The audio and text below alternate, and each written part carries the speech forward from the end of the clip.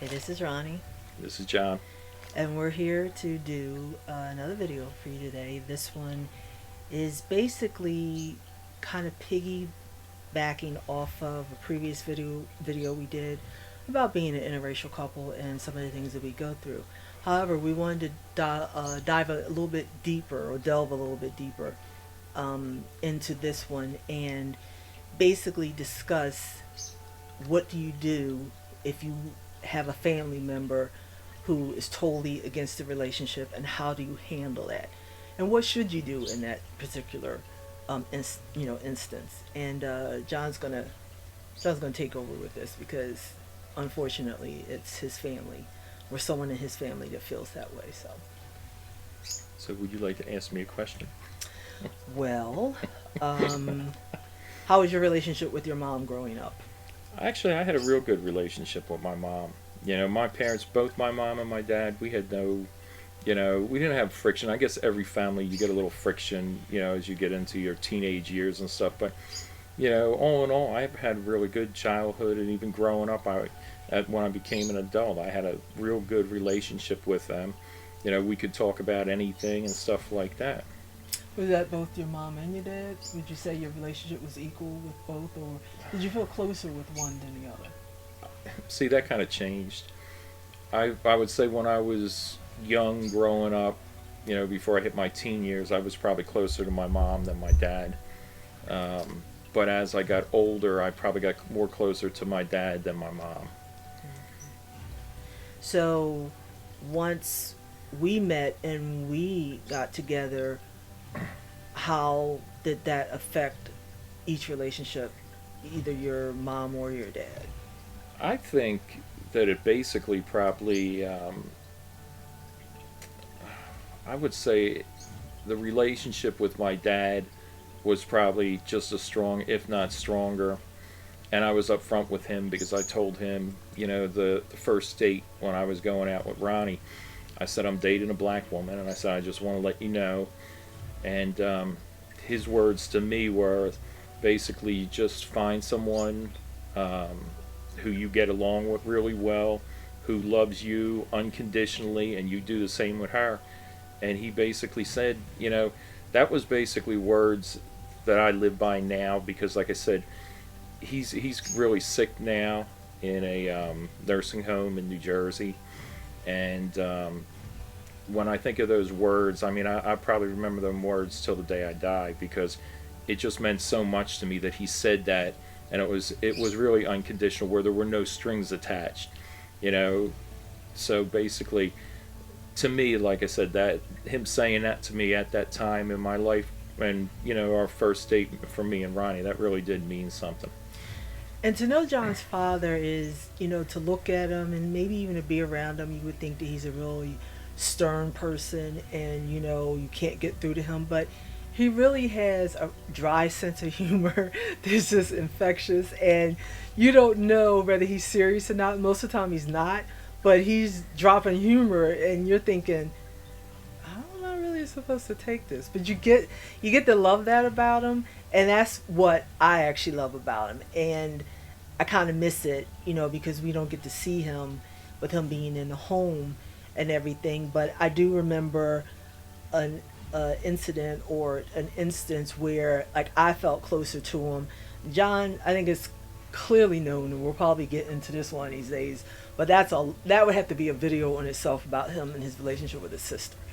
But they don't get along, suffice to say. And we were down there one time where the sister was visiting, and at that time, she and I were not talking because she did some really grade school shit that I thought was totally inappropriate with his ex girlfriend when she knew that we were dating or maybe even were engaged at the time. And she went on Facebook and said a bunch of nonsense like she was in high school or something. And I approached her about it, and we didn't say anything, over the phone or whatever. It was just back and forth with emails, and basically I just shut her down, and that was the end of it. And at that point, I told him I don't want to have anything else to do with your sister. But they are siblings, so there are going to come a time where they're both going to visit their parents. Just so happens, one weekend that was the case, And when I realized she was there, I refused to go in the house. And I remember his dad coming out and saying to me, Ronnie, you can come in the house. You're welcome. And that really touched my heart because I thought, he didn't have to come out there and say that because he knew we weren't beefing, but he just knew that I didn't like his daughter. And obviously she didn't like me. So I'm the type of person where I can't fake the funk. So it is what it is. If you show me the type of person you are, then that's how I'm going to treat you going forward. But that meant a lot for him to say that to me because I didn't think that I was showing anything like anything was bothering me, but he felt enough to come outside the house and I was standing out in the yard for him to come and say that to me. So that meant a lot, but that's your Yeah. dad. And I think that probably the harder people in the family that I really ran like a lot of friction with would be my mom and my sister. I mean, to be honest with you, I'm not even going to go with my sister because to me, I just think she's a horrible person in general. But she said things to me about Ronnie, and the things that she said were based on color, race, that I have never even repeated to Ronnie because that to me it was so upsetting that that stuff would even come out of her mouth. My mom, I tried probably several different times to sit down and talk to my mom, and most of the time, most of our conversations were on the phone because where she lives and where I live, and it was just basically we would go on for a little while. I try to express myself with her, and basically, it always came down to the same thing. You betrayed me. You picked her over me. It was like a competition. And I explained to her too. I basically lived through a 20-year relationship, and I stayed with my ex so my son would have a father growing up. And I didn't want to be, not there for him when he was growing up, I felt like he needed me. So, like I said, I stayed in a bad relationship for like 20 years before I wound up getting divorced. And it was one of them things where, you know, going back and forth with my mom, trying to have some kind of relationship with her because we were close for years. And I don't think this is that big of a deal where that should come in between us. But to be honest with you, she's totally shut me out. We had one night in particular that went really bad as far as me just being upset and trying to explain myself to her and tell her the way my feelings and the way I felt. And basically, she just stonewalled me. She said, "You're upsetting me. I don't want to talk about it no more. Goodbye." And she hung up on me. Yeah. And Ronnie remembers that because that was a rough night. Yeah, it really was a rough night. It was the first time I really saw John very upset about anything. And I just feel that, his mom just falls back on, "Oh, well, you're upsetting me." Well, what about you upsetting other people? What about you upsetting your son? What about you upsetting his wife? You don't care about anything like that. It really just seems like it's all about you. And my question would be to her is, did you, when you first got married to your ex, did she say you were portraying her when you married her? Nope. Not a word. Mm-mm. Nothing like that. So it's all about my skin color that all of a sudden is this big betrayal.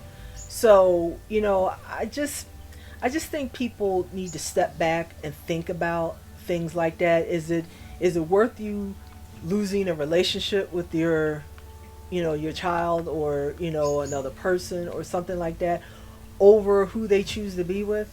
At the end of the day, it's their choice. They want to be with that person. What does it really have to do with you? And why are you looking at it as a betrayal? She's saying betrayal. She really does mean that. And she feels that way, but we were always going down there trying to, let her know we care or be there for her or whatever. And she just doesn't care, but on the outside, she acts like she does, but the stuff that she says behind the scenes totally, belies the type of person that she is. So, And I've had people say to me, they're like, "Would you do this all over again?" Knowing basically you fractured part of your family. And I always tell them 100%, if I had to do it all over again, I wouldn't think twice. I remember when my son said to me, he said the day that me and Ronnie were getting married, because I had told him the story when me and his mom originally, when I was getting married for the first time, And I remember telling him, because this was when he was older, I didn't tell him this when he was a little kid, but I remember telling him the day when I was going to marry my ex, I started having feelings, and we were all in Bermuda. So I almost felt pressured where I had to get married because I didn't have no other choice, because everybody went away. We were 100,000 miles away from where we lived. But it was funny because my son was with me the day me and Ronnie got married. And he said to me, I think he said that day, he said, Dad, he said, are you worried? And I said, why you say that? And he said, well, you said you were worried when you married Mom. And I said, no. Told him, I said, I never had a doubt the day that I married Ronnie. And to this day, I've never had a doubt that I did anything where I felt like I made a bad move. You know, I'm honored to sit alongside my beautiful wife. No, there you go. Stop it. But it's funny because when he tells the story about, you know, his first marriage and how they all were there and they were, you know, they went on this trip and he was having these serious doubts like, oh my God, I can't do this. I told him, you should have went to everybody and said, I ain't doing this. Y'all have a nice vacation. I'm going to enjoy Bermuda and I'll see you back on the plane or see you back in Philly. That's what he should have did. And it should have just been like, sorry, I can't do this. Because, you know, when I'm a firm believer, when you have real deep thoughts like that, when something hits you in the gut, like I shouldn't go here, you know, you get these premonitions like there's a reason why this shouldn't be happening. I don't care if everybody did uproot and go there. I would just be like, well, it's paid for. Enjoy the vacation. But there's not going to be a wedding. That's all there is to it. He laughs every time I say that. But that would have been me. If I was having thoughts like that, I would have just been like, Bermuda, here I come. I'm going to have fun. Y'all do what y'all want to do. And I'll see you back on the plane. Yeah, and looking back at it now, you would probably say Ronnie was right. That's something I probably should have done. But at the time, like I said, I think I was like 23, you know, and you just, you know, it's different mentality. If I could have looked into a crystal ball and seen what my life was going to be for those 20 years, and don't get me wrong, those 20 years, even though a lot of those years, if not all, were a lot of hell, to have my son and what my son's meant to me, he was basically that shining star in that really bad marriage or bad storm. So like I said, I would never want to give up those years, even though I went through a lot. But like I said, when I met Ronnie, it was, you know, I didn't care. You know, and it wasn't like I had a bad relationship with my parents where, you know, it didn't make a difference. I had a real good relationship with both of them, and to this day, you know, me and my dad are still really close, you know, even with all the health problems and stuff that he's having right now. But to be honest with you, if you ask me, and like I said, I can't tell anybody, I'm just telling you my experience. If you love someone, anything is worth what you need to do. And sometimes it's not nice, but sometimes you do have to sever ties, or maybe you could step back a couple steps with family members, because just like you have to live your life, they have to live theirs. And they can't dictate your happiness. And if you let people dictate your happiness, it's not going to work right for you. You're the only one who's going to pay in the end is you. So. And people that think that, you know, if you have kids and you find yourself in this type of situation, just remember everybody deserves to be happy. Don't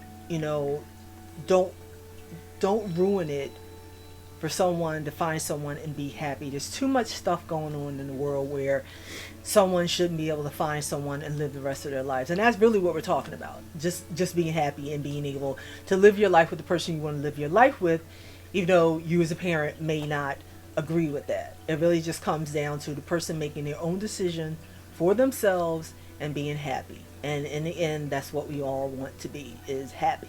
So, you know, don't make it hard on people like that. And if you can, try not to sever ties or relationships over something like that, because in the end, it's just not worth it. You know, just come to the realization that that person made that decision. That decision was for them only. And, you know, you just have to deal with it. That's how I look at it, you know. Very well said. You know, you look at Dr. Ruth. Again, I don't think these people know who Dr. Ruth is. John just shows his age all the time. I already told people I was in my mid-50s, so nobody's surprised when I start talking about old people. But, yeah, so he's there anything else you want to add to that? No, you basically covered it all. I guess once again, the only thing I can say is, we want to thank all you guys for subscribing, and please, if you haven't subscribed, subscribe, because basically helps our channel. It helps our channel grow, and like I said, we really do appreciate it. We really do appreciate it, because like we've said before, this was just something we used to do for fun and post things on Facebook all the time. But John said to me one day, "Hey, we can do this, baby," and I thought, I don't know, putting your life out there like this. But if what we say, inspires you, or, makes you laugh, or picks up your day in some kind of way, we're just happy to be a part of that. And we just hope that you, continue to like our content and, stick around with us, because there's a lot coming, and, we're happy to have you here watching us. So we really do appreciate it. Really Oh, and I did want to say one other thing too. If you guys got questions for us as far as our relationship, things we do to travel with the travel trailer or the van life, drop us a line, and just any questions you have, because we're planning probably sometime in April, depending when and how many questions we get. We're planning on doing a video with just like a question and answer session. So like I said, any questions, anything you guys want to know, just drop us a line and we'll see what we can do.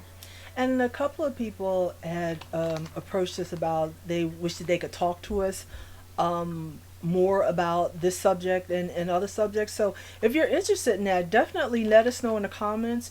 We'd be happy to get on and do a collaboration video, or just have a video and include you in on it, and we can talk about whatever you want to talk about. If you do have questions for us in that video you would like to do, we would definitely be open to that. So just let us know. We're open books, so we hope that you are too, and that would be a great way to kind of grow our channel. So we would definitely be open and all gung ho for that.